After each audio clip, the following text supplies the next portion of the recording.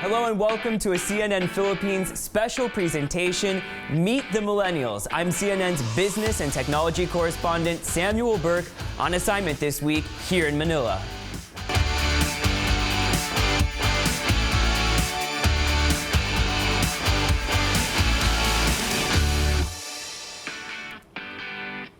Well, just in the past few days, Facebook announced its largest ever security breach, 50 million accounts exposed.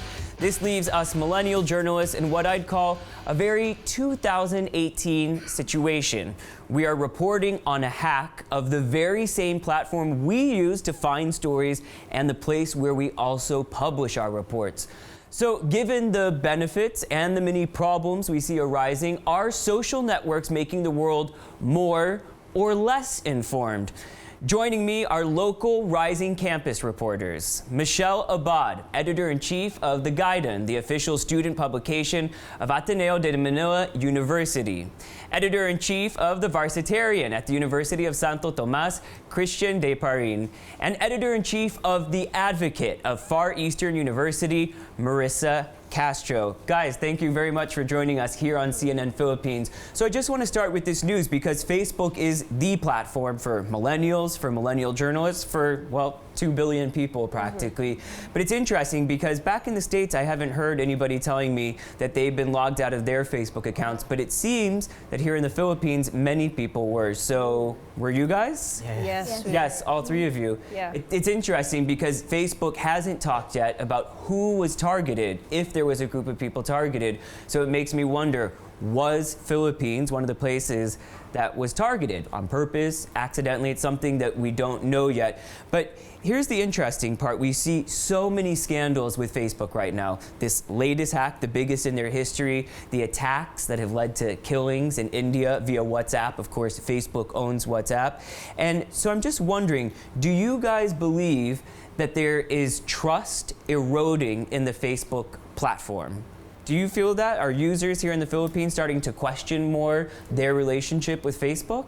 Well, I think on our part, like, we try, if we have like conversations which hold very sensitive information or have very confidential or, like I said, sensitive information, then we try not to have them on Facebook. Like, we have to go to platforms which like promise encrypted transfer of messages, such as Signal, if you're aware of that, Proton Mail, and other apps such as that. So it's like Facebook, we have to assume that it's unstable nowadays. You know? And you guys, how do you see people's relationship changing with Facebook? Do you think people trust Facebook less every time one of these scandals happens? Well, Facebook began, somehow its rise began somewhere in 2009, and today it has become the major social media network. So, Facebook has to really develop its security measures and step up its game in doing so, because you see a lot of social media networks, they don't encounter these much problems as compared to Facebook. Yeah, of course, when you're the biggest, you're going to have the most amount of problems. Yes, Facebook is the major player. Yeah. And I guess people nowadays, given with the recent scandals that Facebook is facing or has faced, they are starting to adapt to the current situation. As what Michelle said earlier, we're starting to using other platforms of messaging. So people are starting to adapt, and unless Facebook rolls out upgrades or updates its security measures, I guess people really, the people's trust, it will really start to go down on Facebook. And as I've been saying, we were at the Digicon conference this week here in Manila, and I was telling people the onus is really on these social media platforms. A company like Facebook is making hundreds of millions of dollars, if not more. They have the money to do it, and now it's time for them. The transparency has to start with them, and they have to give us the tools, us journalists, to be able to know, okay, where is this post coming from? Is this a political post? Who is paying for this? Marissa, I want to ask you though, with all the issues that we see arising on Facebook, with all the news that we see arising on Facebook, do you think that we are better informed or less informed now with all of the media available, all of the news reports available to us on social media? I think somehow, although there are so many informations available to every users, we are less informed in a way that although there are so many datas, too much information causes chaos. And I think not everyone in the Philippines, because of our internet access, slow internet access, not everyone can really read what the news is all about or what's really happening. Or there are so many accounts which is not verified.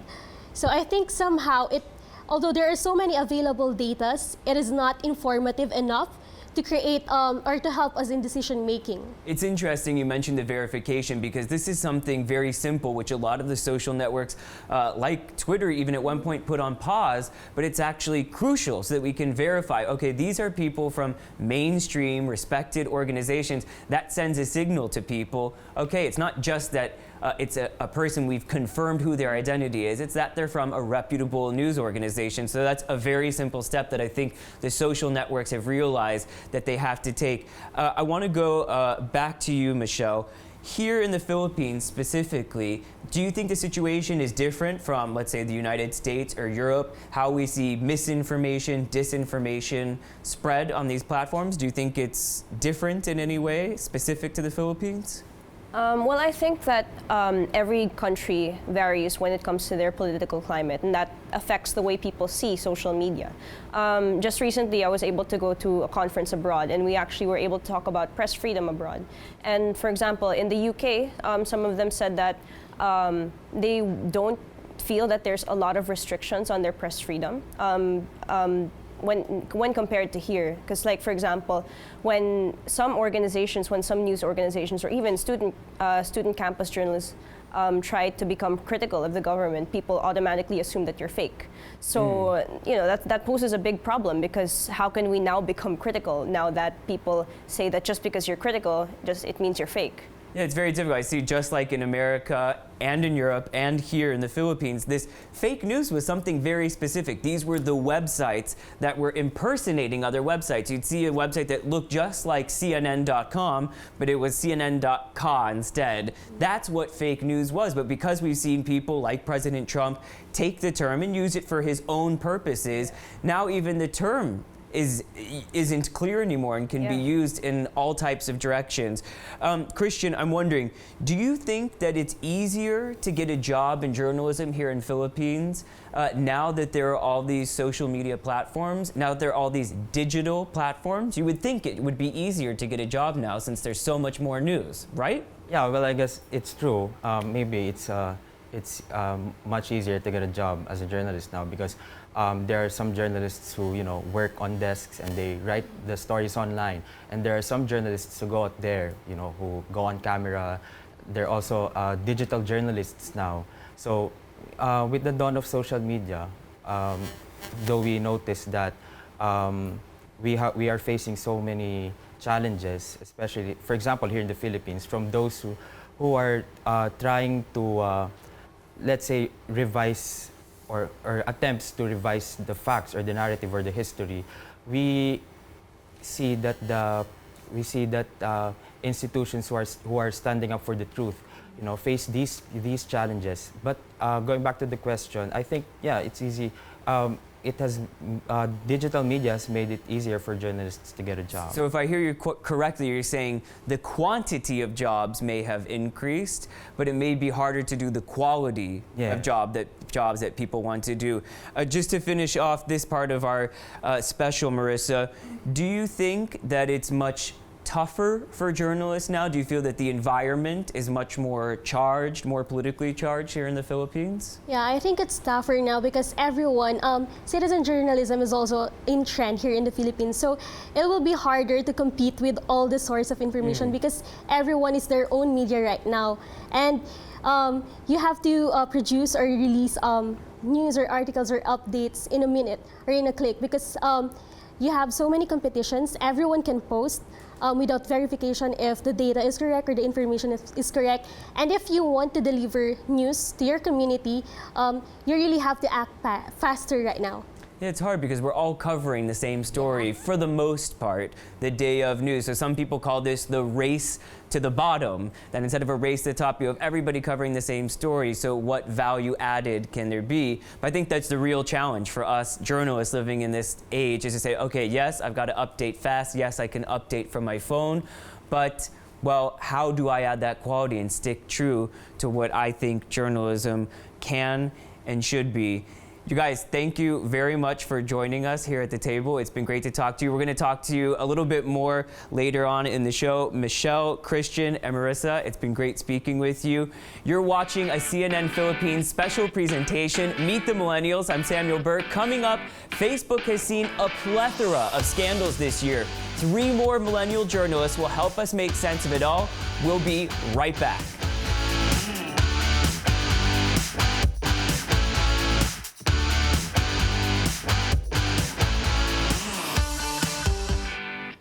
Hello and welcome back to CNN Philippines special presentation, Meet the Millennials. I'm CNN's business and technology correspondent, Samuel Burke, based in London, but on assignment this week here in Manila. Let's pick back up with fellow millennial journalists about the mix of journalism and social networking.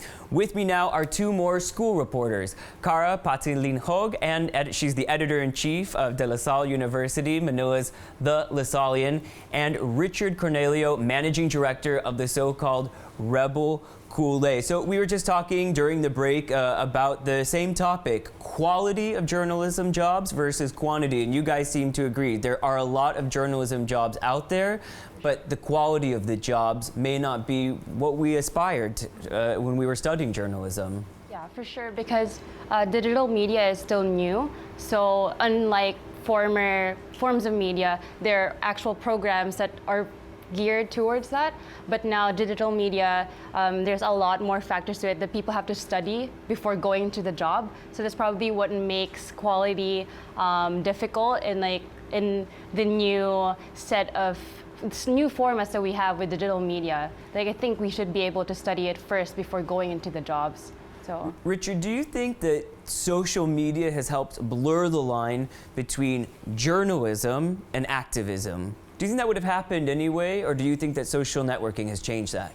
I think social networking has changed that in the sense that many citizens right now, especially those that have direct access to the internet, can air their opinions and voice their various political sentiments. In that sense, we can say that almost anyone can be a journalist. However, our job as those people who are practicing in media is to elevate the discourse and actually give more substance to our reportage. And in that sense, we're serving to our audience, and at the same time is still maintaining our activist line or whatever political orientation we have. Do you think we're better off or worse off with social media? We're better off, however, there's a thin line between the worse off and the better off, and we need to straddle that line with our reportage in the quality of the service that we're rendering. But overall, you think we're better off? I think so. You think so? I'm surprised. A lot of times, I mean, listen, I started in 2009. I was CNN's first social media producer. And if you would have asked me then, is social media a benefit? I would have said 100%, because we're getting to people much faster than we ever could have, maybe in remote areas where we couldn't get a satellite truck as fast. But now at this point where I'm reporting on fake news every day, I wouldn't say it's a net negative, but I'd say we're at a net zero. We spend just as much time getting positive from social media as we do negative, trying to check the fake news, call them out, make sure we're serving people that way. So do you think that it's a positive or a negative? well, it can be positive in a way that there is more information, easier to access information, but also negative in a way that it causes more misinformation because, like you said, it's fast. Everyone tries to put out their story fast, but then I don't think a lot of people go into depth with their stories anymore because they want to get it fast, which leaves a bigger responsibility for digital media journalists. Like, are we telling the whole story when we're telling it this fast? So it can cause misinformation if we don't handle that well, the speed of putting it out. Yeah. You guys are going to be graduating university soon, and I think a lot of people think, well, journalists must want to work at a Facebook or a Twitter, that type of a platform. But really what I've seen, and I'm curious to see if you feel the same or if you sense the same, that most journalists want to go for a respected brand like CNN. People know CNN all around the world because that's the brand that they can trust. It's not politicized. And is that how you feel, that you want to go to one of those mainstream brands, or do you want to go to one of the newer type platforms that have come out of the digital age? Well, yeah, for sure you want to go to a big agency like CNN Philippines because of the reputation, but also maybe somehow you want to branch out of Facebook because you want to start to build responsibility in those platforms and like change the climate that's now being viewed as like a place for fake news. Like you want to start building more credibility in Facebook, so that can be a place to go to if that's what. Richard, when you graduate, are you just hoping to get a paycheck, or are you trying to go for one of the big league, more trusted brands, or try one of the new digital platforms? Well, personally, I'm an engineering student, so I'm not sure if I'm gonna go into journalism after. He might be making graduation. more money than us. But you gave the examples of CNN, these mainstream media outlets, and Facebook and other digital outlets for journalism. I think that's not the only options that we have. There are alternative media agencies, alternative media networks that we can explore. Those that are oriented more towards targeting audiences that this mainstream media and other accessible digital networks that we have right now couldn't access.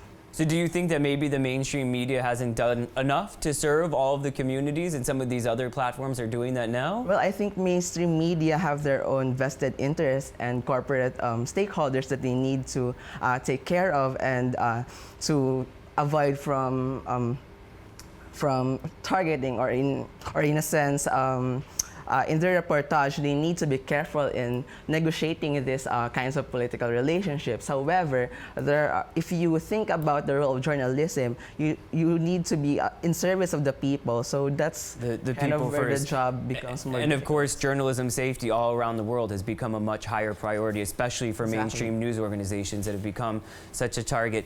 Guys, stick with us. We're going to go to a break, but we're going to have a lot more about these topics. When we return, how slow is your internet? We'll test your connection and talk about solutions coming up right here on Meet the Millennials. You're watching CNN Philippines.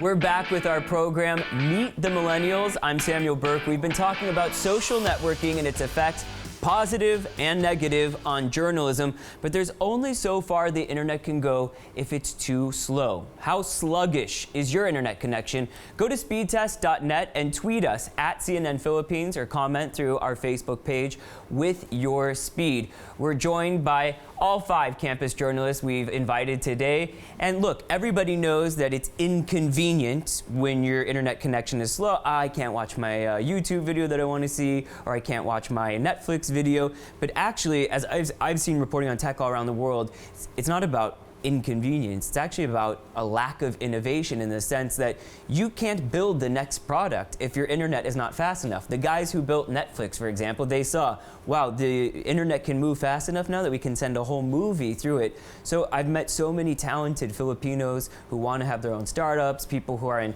engineering, for example, like you, Richard, and they may not be able to build that product if the internet isn't fast enough. So I'm just curious, slow internet speeds, how bad is it, and how does it affect your work? Well, for us, like, we're lucky enough that the internet in our school is fast, but the bigger problem is the audience that we're trying to reach.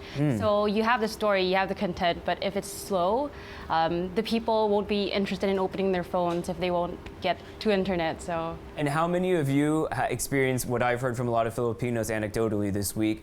Your phone internet is faster than your home Wi-Fi internet. Sure. People are telling me I don't even use my home, and I connect my phone and make it the hotspot. Is that what you have to do? Yeah, sometimes, yeah. And what do you guys think is the solution for this? I mean, this is much more than just journalism, but affects us as journalists, as millennials consuming content online. Is this about bringing in more competition? Is this about turning to Facebook and some of the bigger players who are trying to create their own solutions, like Google Fiber? What do you think? Well, I think it all falls down to, like, with the government investing more into technology and investing into internet speeds. It's like, I don't have the exact figure right now, but I know that we're one of the slowest internet speeds in Asia right now. So the question is, how are these other Asian countries able to reach higher speeds? How come we can't be able to do that? So I think time and effort should be invested into seeing how we can reach these standards. Yeah, it's interesting though, because do you want the government also, of course, anybody wants investment, you want it to be faster, but do you want the government also controlling the internet, controlling the pipes? It's hard. It's interesting. In places like Sweden, the government has built the internet pipes, but then they rent out those pipes to the different internet organizations. So they've created all this networking. I'm curious to think what you have to say about it, Richard. What if Facebook or Google moved in here and said, we want to provide you guys internet? Would you be cool with that? Given that they're already controlling our social networks, Facebook owns WhatsApp, Instagram, Facebook, obviously. Would you be cool with them moving in here and saying, okay, we want to be your internet service provider as well? With Facebook and Google as potential internet service providers in the Philippines, I think you need to be careful. The government needs to be careful in thinking about what compromises do these companies would want to have in that kind of arrangement. Because of course, Facebook and Google, these are transnational companies, and they have lots of investments in other countries, and in that sense, what political implications does that have on our economy or whatnot? Christian, if all of a sudden you could sign up for a Facebook internet service provider, less cost, more speed, would you go for it? Well, we also have to look at, of course, first and foremost, the safety. Because if we're just going to resort to the convenience that, okay, yeah, sure, it's going to be better quality, but the problem is, as what was said earlier, the government really has to ensure that it's going to be secure. It's going to be secure, but given with the different happenings on Facebook right now, the different issues surrounding the social media network, I think we should do more study on that, and we should think about going into that before we test that water. It must be incredibly frustrating that here, not far away, you've got South Korea, not just the fastest internet in Asia, the fastest internet in the world. Those are going to be the folks who are innovating, creating new products. Do you feel like a generation of Filipinos might be left behind because of the internet being so slow here, or do you think that mobile is bridging the gap? I think it somehow sacrifices a platform where innovations can be made. If you look at South Korea, they have innovative younger generations because they have a better access to internet. And I think that is what's lacking here in the country.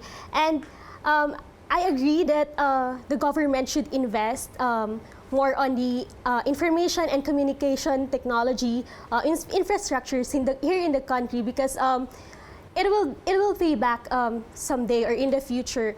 I won't agree with increasing the competition among the brands providing the services. I think it's a misnomer that there's only two internet providing services here in the country. There are so many.